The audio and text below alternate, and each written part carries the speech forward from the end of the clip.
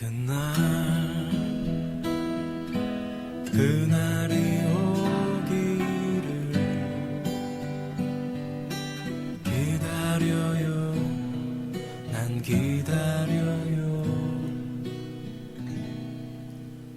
예수 영광의 왕이여 보도소서. 나의 인생이 주를 바라며 주를 섬기며 주 오실 그날을. 안녕하세요. 반갑습니다. 철로역정 시리즈 17번째 설상가상이라는 제목으로 함께 은혜를 나누도록 하겠습니다. 고사성어 가운데 설상가상이란 단어가 있습니다. 눈 위에 또 서리까지 내린다 라는 뜻을 가지고 있죠.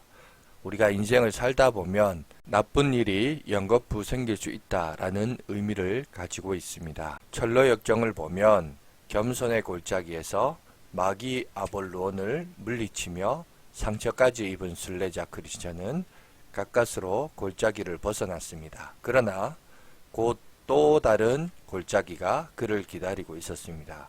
그것은 바로 사망의 음침한 골짜기였습니다. 골짜기 어귀에서 그는 두 사내와 마주치게 되었습니다. 그들은 크리스천에게 이 길을 지나갈 생각을 하지 말라라고 공고를 합니다. 골짜기 자체가 칠흑 같은 어둠이며 거기에는 구덩이에 사는 용과 괴물이 득실거리고 있고 울부짖는 신음소리로 가득하다면서 목숨을 보전하려면 자기들처럼 돌아가라 라고 말했습니다. 이것이 바로 설상가상의 상황이 아니겠습니까? 인생의 순례길에서 이처럼 고통스러운 상황이 지속적으로 우리를 괴롭힐 수 있습니다. 하나의 문제를 해결하고 살만 했는데 훨씬 더 어려운 문제가 우리를 기다리고 있다는 것입니다. 이런 어려움은 모두 사망 자체는 아닐지라도 사망을 느끼게 하는 사망의 그림자들입니다. 시편 23편 본문에 보면 인용된 사망의 음침함이라는 원어는 원래 차마레트인데 이 차마레트는 합성어로 죽음의 그늘 또는 죽음의 그림자라는 의미를 가지고 있습니다. 영어 성경 킹 제임스 버전 성경에도 Shadow of Death라고 옮겨져 있습니다. 우리말 번역도 그것을 따른 것 같습니다. 우리는 인생을 살면서 죽음 자체는 아니더라도 죽음의 그늘 혹은 죽음의 그림자들을 경험할 때가 있습니다. 가까운 이웃들의 죽음, 뜻하지 않은 질병과 사고를 겪으면서 내게도 서서히 다가오는 죽음의 그늘을 느끼곤 하지 않습니까? 아, 다행스럽게 난 살았구나. 아, 나도 이렇게 죽을 수 있겠구나 라는 느낌을 들 때가 있습니다. 그렇습니다. 우리는 모두 예외 없이 사망의 음침한 골짜기를 통과해야 됩니다. 이 골짜기를 벗어나 천국으로 가는 다른 길은 없습니다. 그런데 여기 복음이 있습니다.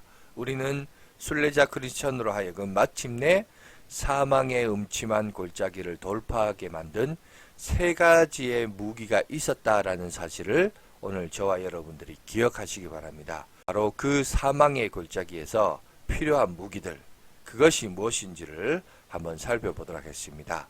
사망의 음침한 골짜기를 돌파하게 만든 세 가지 무기는 무엇인가? 첫 번째, 모든 기도라는 것입니다.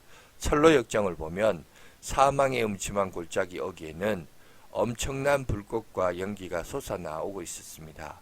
순례자 크리스천은 겸손의 골짜기에서 상대한 아볼루온처럼 칼로만 대결할 상황이 아니라는 것을 깨달았습니다. 그는 곰곰이 생각하다가 칼을 칼집에 도로 꽂고 다른 무기를 꺼내 들기로 했습니다. 그것은 바로 모든 기도, all prayer라는 신무기였습니다. 그는 이 무기를 꺼내 들고 주께 구하니 내 영혼을 건지소서라고 부르짖기 시작했습니다. 이것은 바로 사도 바울이 에베소서 6장에서 언급한 영적 무장의 궁극적인 무기인 모든 기도였습니다. 6장 18절을 보시면 모든 기도와 간구를 하되 항상 성령 안에서 기도하고 이를 위하여 깨어 구하기를 항상 힘쓰며 여러 성도를 위하여 구하라. 순례자 크리처는 기도하며 불꽃과 연기가 자욱한 골짜기로 들어섰습니다. 그리고는 두려움이 엄습할 때마다 기도하며 부르짖었습니다. 나는 주님의 능력만 의지하고 걸어가리라. 그러자 귀신들이 사라졌습니다. 할렐루야. 기도한다는 것은 무엇을 의미하는 것입니까? 내 힘을 의지할 수 없어서 전능자를 의지한다는 것입니다. 기도는 나와 전능자를 연결시킵니다. 그렇다면 모든 기도란 무슨 뜻일까요? 할 수 있는 모든 유형의 기도로 하나님께 나아가라는 의미입니다. 공적으로 기도하십시오. 사적으로도 기도하십시오. 소리내어 기도하십시오. 침묵으로도 기도하십시오.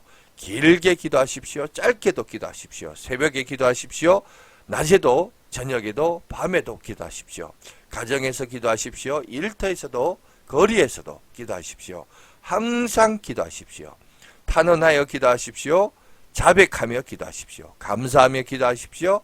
찬양하며 기도하시기를 간절히 바랍니다. 기도할 때 무엇보다 중요한 것은 성령 안에서 기도하는 것입니다.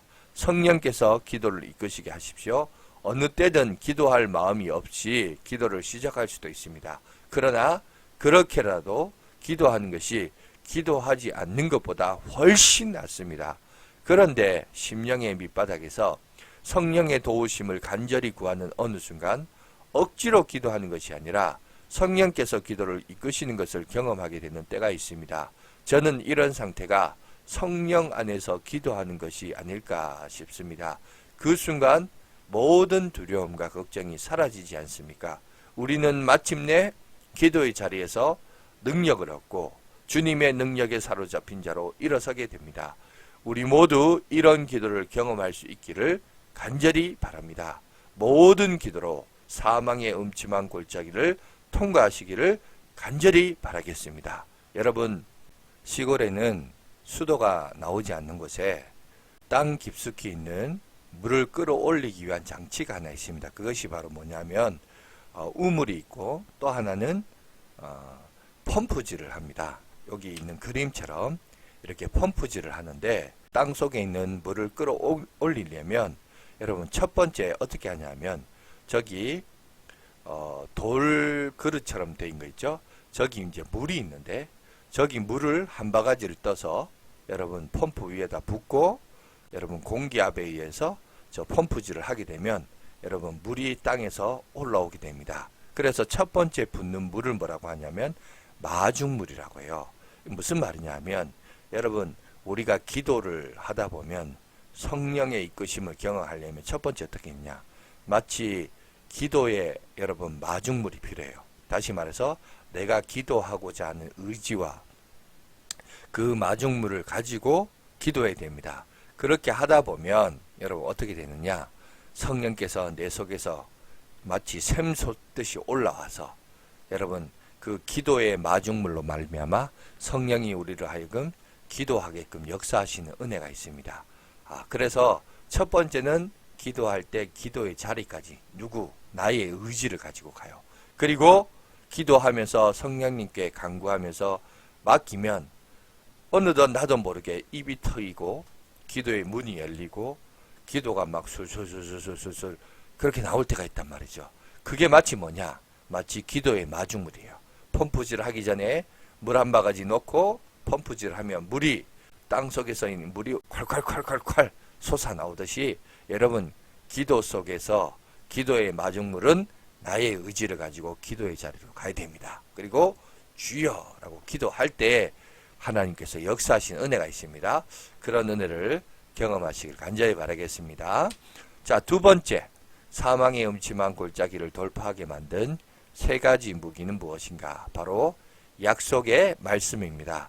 크리스천이 아직도 불안을 완전히 떨치지 못한 채 사망의 음침한 골짜기를 걷고 있을 때 앞서 걷는 누군가의 음성이 들려오기 시작합니다.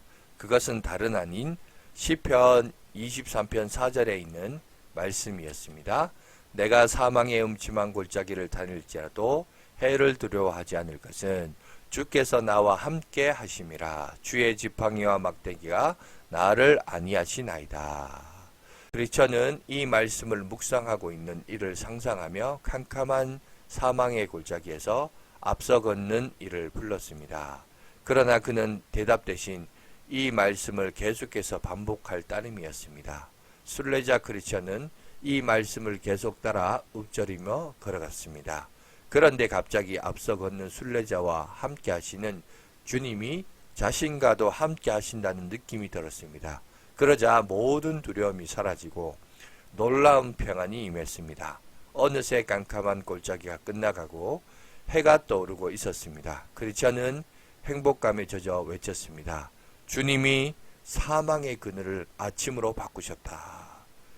약속의 말씀은 사망의 음침한 골짜기를 걷는 인생에게 그 무엇보다 신뢰할 만한 등불과 같습니다. 시편 119편 5절에 있는 말씀을 보면 주의 말씀은 내 발의 등이요 내 길의 빛이니이다. 여러분, 이제 베드로의 증언도 한번 들어보시기 바랍니다. 베드로후서 1장 19절입니다. 또 우리에게는 더 확실한 예언이 있어 어두운 데를 비추는 등불과 같으니 달이 새어 샛별이 너희 마음에 떠오르기까지 너희가 이것을 주의하는 것이 옳으니라. 인생의 순례길에는 때로 현자들의 금언도 성자들의 수행도 도움이 될 수 있습니다. 교회의 전통과 의식도 순례의 걸음에 약간의 도움이 될 수 있을 것입니다. 그러나 종교개혁자들이 성경을 읽기 시작하면서 깨달은 놀라운 진리가 있습니다. 그것은 성경 말씀보다 더 확실하고 더 분명한 진리의 빛은 없다는 것입니다. 그래서 터져 나온 종교개혁의 슬로건 중에 하나가 솔라 스크립트라, 오직 성경이다 라는 말씀입니다. 이런 주장으로 종교개혁을 하며 하나님의 나라를 든든히 세워져가는 운동들이 있었습니다. 철로역정도 보면 사망의 음침한 골짜기를 벗어날 무렵 순례자 크리스천은 동굴에서 늙은 교황과 죽은 이교도를 발견했습니다. 존 버년은 생존 당시 청교도 시대로서 교회를 잘못 인도하고 있었던 영적 지도자인 교황의 존재를 이미 늙은 거인이었고 그의 존재의 의미는 죽은 이교도와 다를 바 없었다는 것이 존 버년의 결론이었습니다. 우리가 믿을 것은 종교 지도자가 아니라는 것이죠. 오늘날의 개신교 지도자, 목사도 마찬가지입니다. 사람은 누구든지 언제든 부패할 수 있고 언제든 잘못될 수 있습니다. 이것은 교회에도 해당됩니다. 그러므로 우리는 오직 성경, 오직 약속의 말씀만 붙들고 순례의 길을 가야 합니다. 그것이 지정한 개혁 정신입니다. 사망의 음침한 골짜기를 흔들리지 않고 통과하게 하는 무기, 그것은 하나님의 약속의 말씀입니다. 그러므로 말씀을 가까이 하십시오. 연구하고 묵상하십시오. 그리고 말씀을 따라 순종함으로 인생길을 걸으시기를 간절히 바라겠습니다. 세 번째, 사망의 음침한 골짜기를 돌파하게 만든 세 가지의 무기는 무엇인가? 바로 승리의 찬양입니다. 철로역정을 보면 사망의 음침한 골짜기를 무사히 벗어난 크리스찬의 입에서 찬양이 흘러나왔습니다. 예로부터 우리의 신앙의 선배들은 이런 고백을 하곤 했습니다. 기도는 우리를 영적 싸움에서 견디게 하지만 찬양은 영적 싸움을 끝내게 한다. 한 번 더 해볼까요? 기도는 우리의 영적 싸움에서 견디게 하지만 찬양은 영적 싸움을 끝내게 한다. 사도 바울은 성령의 인도하심으로 아시아에서 유럽, 마케도니아로 전도할 방향을 바꾸었습니다. 마케도니아의 첫 도시 빌립보에서 전도하던 사도 바울은 점치는 귀신 들린 여종을 고쳐주었습니다. 그러자 그 주인의 수입원이 잃게 되었다며 분노해 사도 바울과 그의 동역자 실라를 고소하였고 이내 감옥에 갇히게 되었습니다. 감옥에서 매를 맞고 발에 쇠고랑까지 차 꼼짝 못하게 된 사도 바울은 그날 밤 실라와 함께 하나님을 찬양했습니다. 이런 상황에서 불평이 자연스러운데 어떻게 찬양을 할 수 있었단 말인가? 하나님, 제가 주의 복음을 증거하고자 이 땅에 건너와 주를 위해 고생하는데 감옥이 웬 말이며 채찍이 웬 말이며 차고가 웬 말입니까? 라고 해야 이것이 정상인데, 그런데 사도 바울은 하나님을 찬양했습니다. 그 이유가 무엇일까요? 사도 바울은 하나님의 주권을 믿었기 때문입니다. 복음을 증거할 기회를 갖게 되어 감사했고, 주를 위해 고난받게 되어 감사했고, 감옥에 일어난 일로 인해 감사한 것입니다. 로마서 8장 28절에도 보면 우리가 알거니와 하나님을 사랑하는 자 곧 그 뜻대로 부르심을 입은 자들에게는 모든 것이 합력하여 선을 이루니라. 사도 바울은 감옥이라는 고난조차 선을 이룰 것을 믿었던 것입니다. 그래서 그는 찬양할 수 있었습니다. 그러자 어떻게 되었습니까? 지진이 나고 감옥문이 열렸습니다. 사도 바울이 간수에게 복음을 전했습니다. 간수와 그의 온 가족이 구원을 받았습니다. 빌립보 선교문이 활짝 열리게 되었던 것이죠. 그래서 성경은 범사에 감사하라 라고 말하고 있습니다. 이 말씀을 바꾸면 범사에 찬양하라 라가 됩니다. 주님의 승리를 믿는 찬양, 그것은 사망의 음침한 골짜기를 승리로 지나가게 하는 하늘의 선물입니다. 지금 바로 하나님을 찬양할 수 있는 저와 여러분들이 되시길 간절히 바라겠습니다. 그러므로 기도와 말씀과 찬양으로 악에게 지지 말고 승리하며 살아가는 저와 여러분들이 되시길 간절히 바라겠습니다. 자, 오늘은 여기까지 하도록 하겠습니다. 수고하셨습니다. 감사합니다.